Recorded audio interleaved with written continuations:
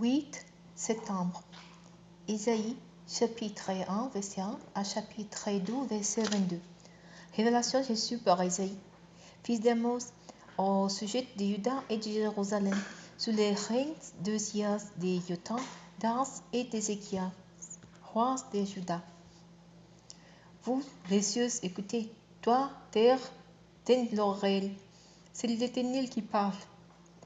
J'ai élevé des enfants et j'ai pris soin d'eux, mais ils se sont révoltés contre moi. Le bœuf sait bien à qui il appartient, et l'âne connaît la mesure où les nourrit son maître. Israël ne veut rien savoir, et mon peuple ne comprend pas. Malheur à toi, nation coupable, peuple chargé de fautes, race donnée au mal et l'enfance corrompue. Vous avez abandonné l'Éternel, méprisé les saints d'Israël. Vous lui avez tourné les dos. Ou vous frappez encore, puis vous persistez dans votre rébellion. Car déjà, votre tête tout entière est malade, votre cœur est tout affligé. De la plante des pieds jusqu'à la tête, rien n'est un bon et tête. Ce ne sont que blessures, contusions et plaies vives, que l'on n'a pas pensé, ni bandé, ni soigné, avec les lunes. Les pays que vous habitez est dévasté. Vos villes sont détruites par le feu. Vos campagnes sont ravagées sous vos yeux par des étrangers. Oui, tout est dévasté, détruit par des invaseurs. Et Zion est resté comme une route au milieu d'une vigne, comme une brie dans un champ de concombres, comme une ville entourée d'armées ennemies. Si l'Éternel, le Seigneur des armées célestes, ne vous avez laissé un faible reste, nous ressemblerons à Sodome et nous serons comme des Gomorrhes. Vous, les chefs de Sodome, écoutez bien ce que dit l'Éternel. Vous, peuple de Gomorrhe, écoutez bien la loi de notre Dieu. À quoi peuvent bien me servir vos nombreux sacrifices, dit l'Éternel, car je suis rassasié des holocaustes des béliers et de la graisse des bêtes à l'engrais. Je ne prends pas plaisir au sacrifice des taureaux, d'agneaux comme des boucs. Quand vous venez pour vous présenter devant moi, qui vous a demandé de fouler mes parvis, cessez de m'apporter d'inutiles offrandes. J'ai l'encens en horreur. Quant aux nouvelles lunes, aux sabbats et aux assemblées, je ne veux plus de ces rassemblements de cultes, des gens qui font le mal. Oui, vos nouvelles lunes, toutes vos fêtes, je les déteste. Ils sont un fardeau pour moi. Je suis là de les supporter. Lorsque vous attendez des mains pour me prier, je me cache les yeux. Vous avez beau multiplier le nombre de prières, je ne vous entends pas, car vos mains sont pleines de sang. Lavez-vous donc, purifiez-vous, écartez de ma vue vos mauvaises actions et cessez de faire le mal. Apprenez à faire le bien. Efforcez-vous d'agir avec droiture, assistez l'opprimé et défendez les droits de l'orphelin. Plaidez la cause de la veuve. Venez et discutons ensemble, dit l'Éternel. Si vos péchés sont rouges comme de l'écarlate, ils deviendront aussi blancs que la neige. Oui, s'ils sont rouges comme la pourpre, ils deviendront aussi blancs que la laine. Si vous vous décidez à m'obéir, vous mangerez les meilleurs produits du pays. Mais si vous refusez, si vous êtes rebelle, c'est l'épée qui vous mangera. L'Éternel le déclare. Jérusalem, comment se fait-il donc que la cité fidèle soit devenue une prostituée? Toi, jadis pleine de droiture, où la justice demeura, maintenant tu abrites des assassins.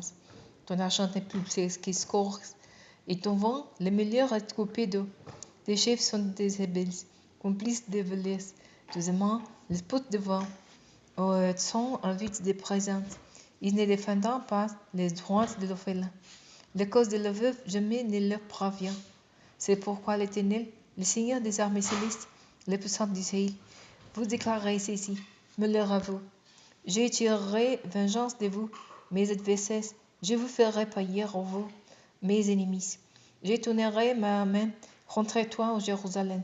Je fondrai tes corps comme avec de la soude, et je vais supprimer tous tes déchets. Je te redonnerai des dirigeants comme ceux d'autrefois, des conseillers comme au commencement.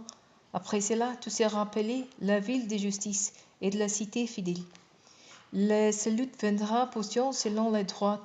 Ses habitants qui reviendront à Dieu seront sauvés. Ils obtiendront justice. Mais les pécheurs et ceux qui transgressent la loi seront brisés ensemble, et ceux qui détournent de l'Éternel disparaîtront. Et quant aux jeunes, ceux qui vous métentent, ils tourneront à votre honte.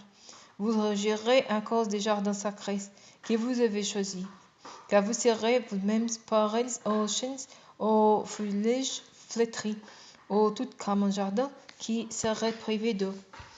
L'homme le plus puissant sera comme les taupes, et ce qu'il a produit servira d'utile pour qu'il soit consumé avec ce qu'il a fait sans qu'il ait personne pour éteindre les flammes.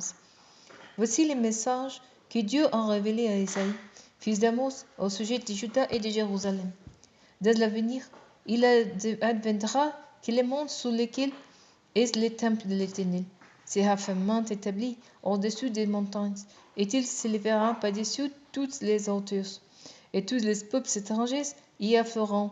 Oui, de nombreux peuples viendront et se disant les uns aux autres.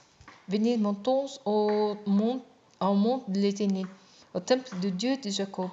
Il nous enseignera les voies qu'il a prescrites. Nous sauverons ses sentiers. Car de Sion viendra la loi, et de Jérusalem la parole de l'Éternel. Et il sera l'arbitre entre les nations. Oui, il sera le juge des nombreux peuples. Maintenant, les épices, ils forgeront des sources pour leurs charros, et de leurs lances, ils feront des faciles. Plus aucune nation ne brandira l'épée contre une autre nation, et l'on n'attendra plus la guerre. Descendants de Jacob, venez donc et marchons à la lumière de l'Éternel. Tu as abandonné ton peuple, la communauté de Jacob, car il est envahi par les superstitions qui viennent de l'Orient. Les biens y pullulants en autant qu'en Philistie. On pactise avec l'étranger. L'épée est remplie d'argent et d'or et de trésors sans fin. Il est plein de chevaux, et ses chances de combat ne peuvent se compter.